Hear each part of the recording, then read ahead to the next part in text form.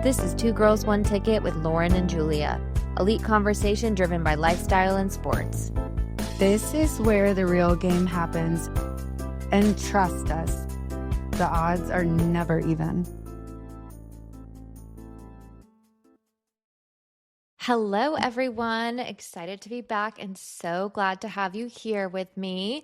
I'm riding solo, which is going to be kind of fun, so we'll see how that goes, but I am on a solo mission. Well, don't we have a packed agenda for today? Bad Bunny getting announced as headliner for the Super Bowl, rowdy New Yorkers causing an absolute ruckus at Ryder Cup, the U.S. taking the big L there. Big win for my Oregon Ducks. What a scene for their whiteout game at Penn State. Highest scoring tie game in NFL history with the Packers and the Cowboys. Incredible.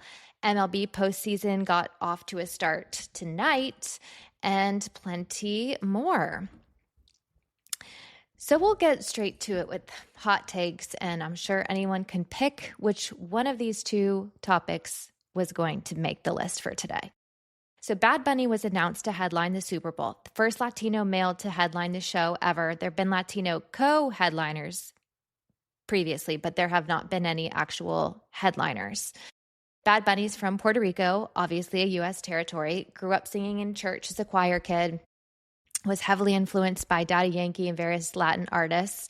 His nickname Bad Bunny came from a photo of him dressed as a bunny looking angry, which is kind of funny, and it stuck. So in 2016, he started uploading songs to SoundCloud while bagging groceries at a grocery store in Puerto Rico. His track Delays caught the attention of DJ Luan, who signed him.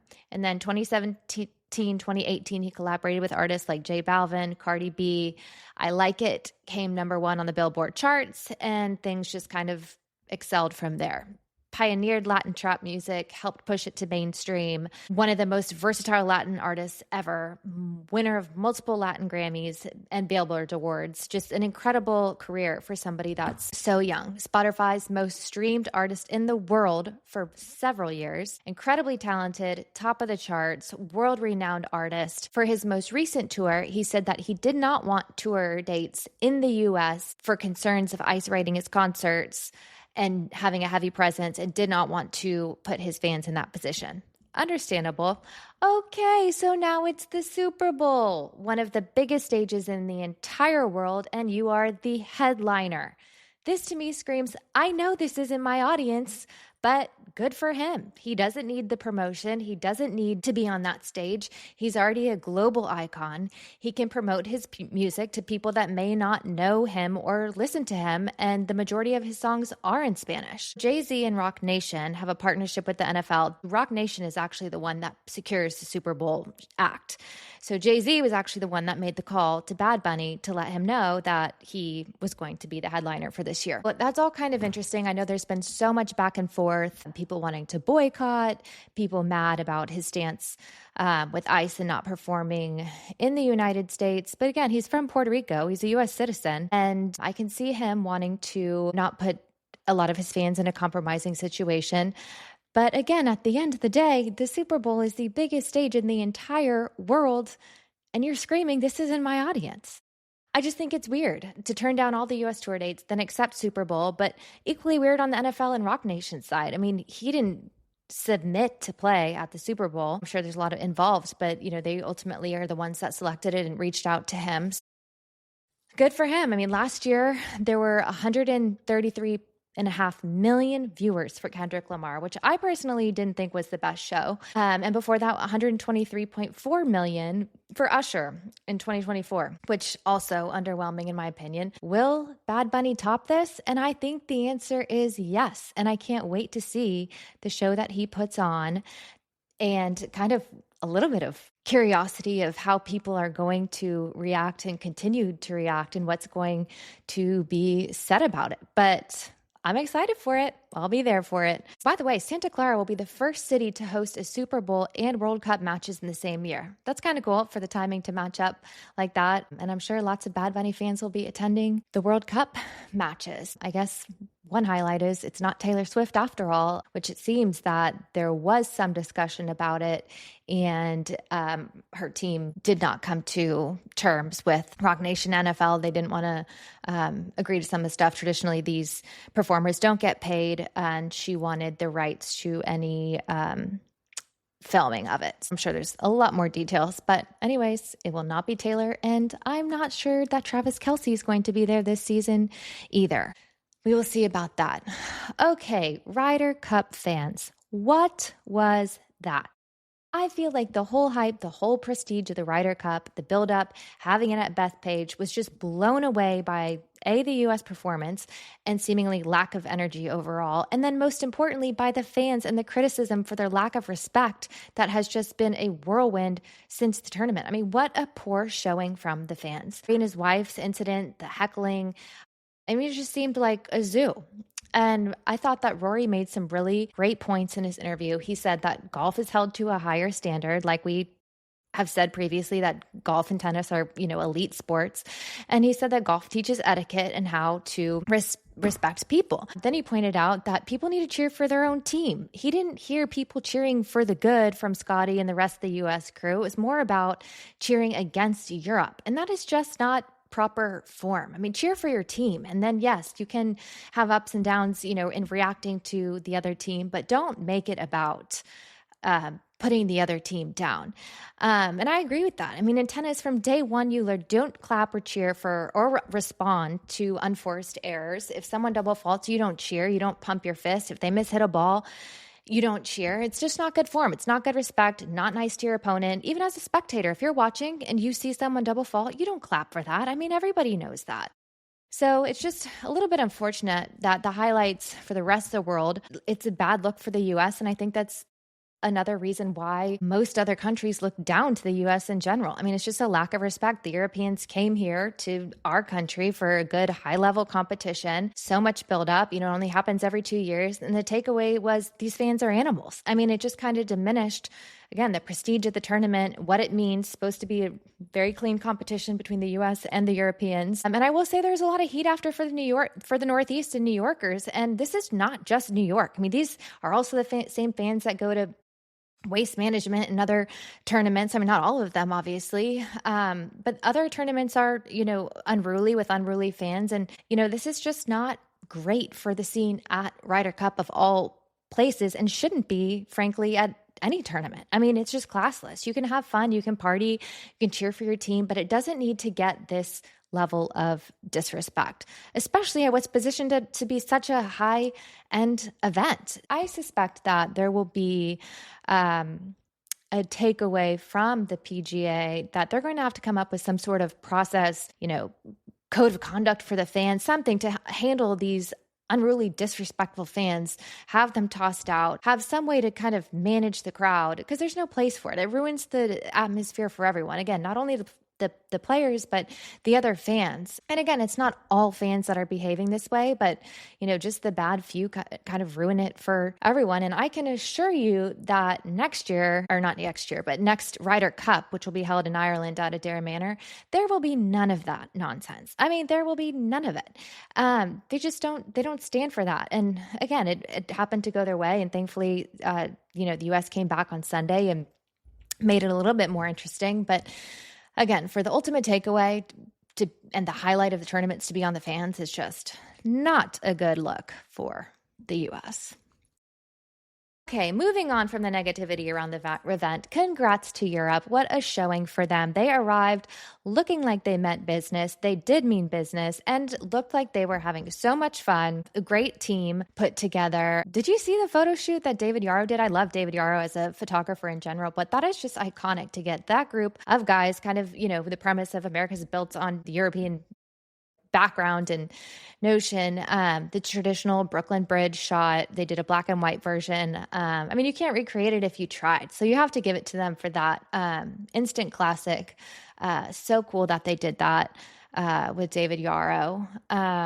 Tommy Fleetwood held it down with 4 points for himself. Rory and Hatton following that with 3.5 points. And again, I'm glad that the U.S. rallied back on Sunday because I just feel like everyone was kind of like, okay, they have it. We'll see. Really wasn't too much excitement about it. And then rallied back to make it close.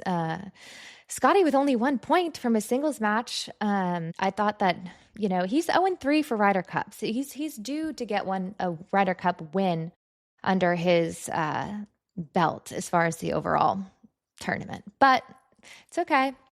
There's still time. And I want to give a shout out to Michael Jordan. He showed up. He is a legend out there. I was looking at posts and some highlights of his outfits, watches, looks from Ryder Cup over years. And that guy just gets it. He's an absolute GOAT in so many ways. I want to nominate him for the Ryder Cup captain. Teach these boys a few lessons on winning, respect, spirit, all around. Obviously, probably not going to go outside of the PGA to find a captain, and they've strongly favored captains that have previously played in a Ryder Cup.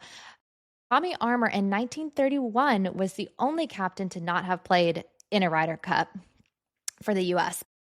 I think Michael Jordan needs a shot. Just turn it around for the U.S. I know they like to get things in order a couple years in advance, so maybe a few years out. Just put him on the list. He deserves it.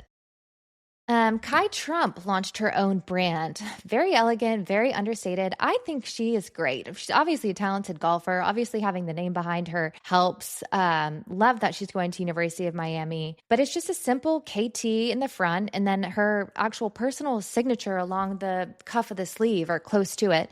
And I just think it's very smart of her to capitalize on her own brand, on her name, have that with her. It reminds me a lot of the Roger Federer, RF logo, which is still one of the best in my opinion. And if she continues to have success on the golf course and make a name for herself, athletically, it's so smart to already have her personal brand and logo that she can translate if she gets signed by a Nike or Adidas or Viore or, just another brand. I just think it's great for her. And I think she is humble and I really think she presents herself well for her age. And I really liked that her brand is out there for herself. America's team. What a game that was. And you know what I think of America's team. I, of course, was cheering for the Packers, but I have to say I am never in any way excited for the Cowboys. I don't find excitement in watching them, except for Brandon Aubrey and his kicks. That's always fun. But someone turned the lights on for them. I mean, after that initial, beginning of the game, they just flipped it around and they were looking good. Pickens was on fire. So fun to watch. I really wanted the win for Micah Parsons, just going back to Dallas, playing against his team, and to take the W would have been fun. But all of that for a tie. Poor Jer, highest scoring tie game in NFL history.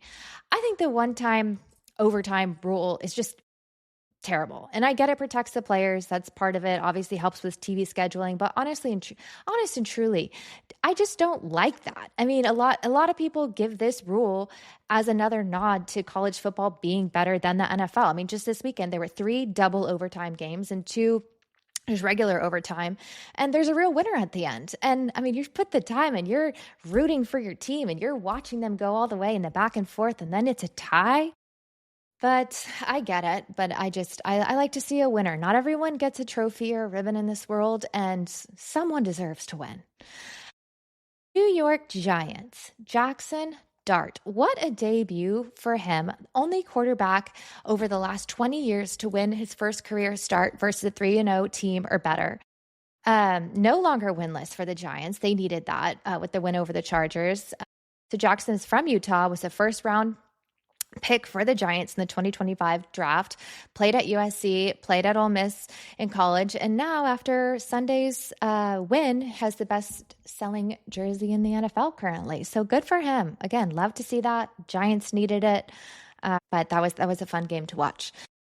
Buffalo Bills and the Eagles are the only 2 teams that remain 4-0. Great start to the season. Can't wait to see them continue their run and see who can get to them first. EA Sports sold to a Saudi fund and a couple other funds in an all-cash $55 billion deal and went private. EA has the largest catalog of sports games in the entertainment industry, which means this could affect Madden's exclusivity with the NFL.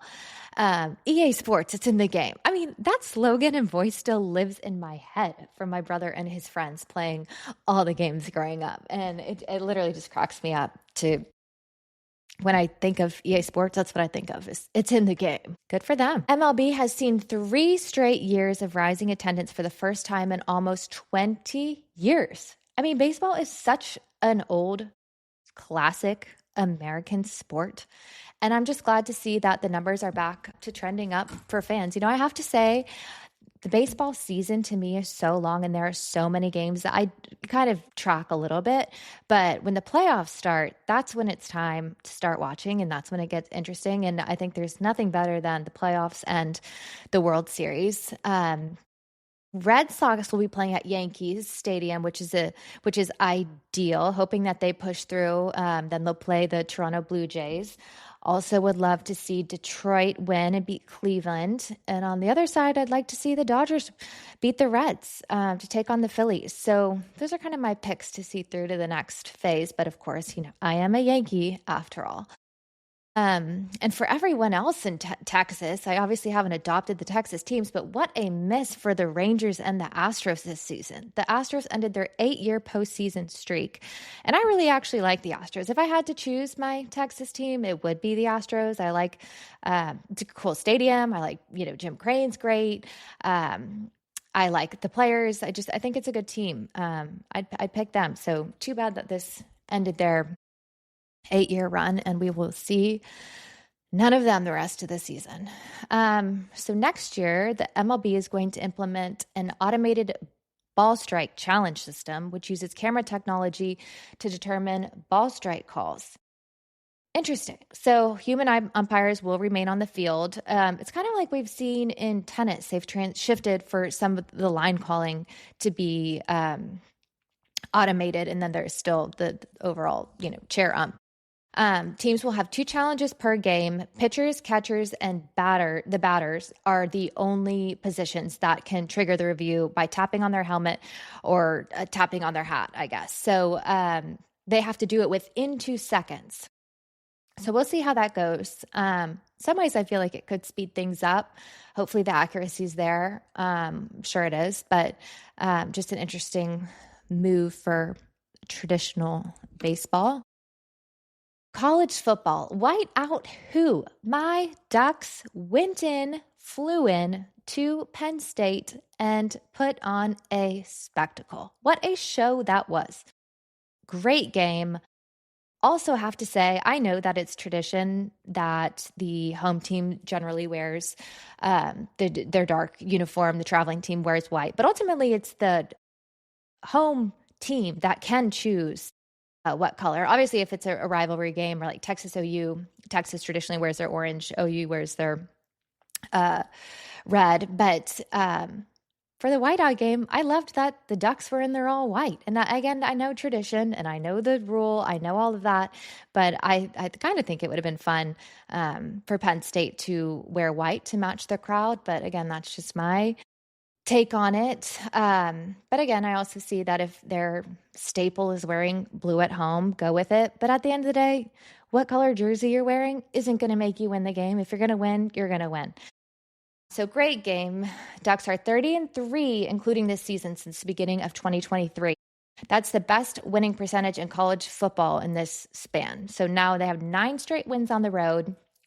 And are 11-0 in conference since joining the Big Ten. So love to see them up there just below Ohio State. And I hope that they will be on top soon because as much as I love to see Texas lose to Ohio State, I don't wish that they remain on top. Speaking of Longhorns, those Gators better be getting hungry for some Longhorns down in Gainesville is all I have to say this weekend. Chomp, chomp. Those Texas coaches are getting a little bit nervous heading down there. It will be a really great test to see how they handle some actual competition since Ohio State. So definitely we'll be watching that game. Oklahoma will have a relatively easy game against Kent State in Norman before they head down to Dallas for the Texas OU rivalry weekend the following weekend. So always a fun weekend. Again, another time to see how Texas actually performs and see how OU does against them. And I know Texas OU counts as, technically a home game for Texas at a neutral site, but I cannot remember a time since I don't even know when there hasn't been an actual home game for Texas in Austin in the month of October. And there are so many things that go in Austin the month of October. I mean, it's usually, kind of the best time of the year, October, November, things are cooling down, Austin city limits, F1, just so much. I mean, the city is such a buzz, so alive. And I just think it's interesting. Usually there's a home game during one of the ACL weekends. I think it overlaps with OU, but so we will see a lot more from Texas coming up, but nothing in October. Good win from Alabama over Georgia, A&M over Auburn. Rarely cheer for the Aggies, but like to see them win. And I'm still just counting them to come here and perform on Thanksgiving. So looking forward to this weekend as well in games. And as we get later into the season, I just think that things keep getting more and more interesting, more on the line. And that's the way we like it. Okay, so we're going to do something each week to throw out our favorite meme. Last week, we talked about Clemson and UC playing on Cartoon Network. This one was so good from this week. So right before the LSU Ole Miss game, Lynn Kiffin's daughter came out and blasted that she's dating Whit Weeks, a linebacker for LSU. Pretty funny time to troll on both sides, but just funny that her dad's out there coaching. So obviously this meme came out after. Not true, but I thought it was hilarious. So Ole Miss wins, which thank God. I really don't like Brian Kelly or LSU, mainly him, but a meme came out that said, Lane Kiffin's quote, saying on his motivation for beating LSU, he said pregame, your daughter calls me daddy. Well, now his entire state is calling me daddy, which I thought was hilarious. Obviously not real. It's a meme, but I'm like, that is good. I mean, that is props to whoever came out with that because it was very timely, very on point, and so funny. So weekly picks for this week with the NFL.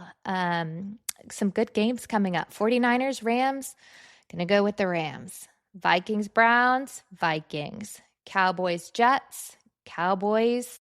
Giants versus Saints. Let's hope those Giants keep that momentum. Raiders versus Colts, going Colts. Dolphins versus Panthers, Panthers. Poor Tyreek out with getting his surgery. That was painful to watch. I hate to see that for any player, and I do like Tyreek. So I'm going to go with Panthers there. Broncos, Eagles, Eagles fly. Let's keep that streak up. Take it 5-0. Texans versus Ravens. Going to go Ravens. Titans versus Cardinals. We're going to go Cardinals. Bucs and Seahawks. Going Seahawks. Lions, Bengals. Lions. Commanders, Chargers. Commanders. Patriots versus Bills. Bills. My Giants' long-lost cousin. Got to support the Buffalo Bills. Chiefs versus Jaguars. We're going to go Chiefs. So kind of a quick wrap up. Again, that was a lot of me, solo mission, kind of fun.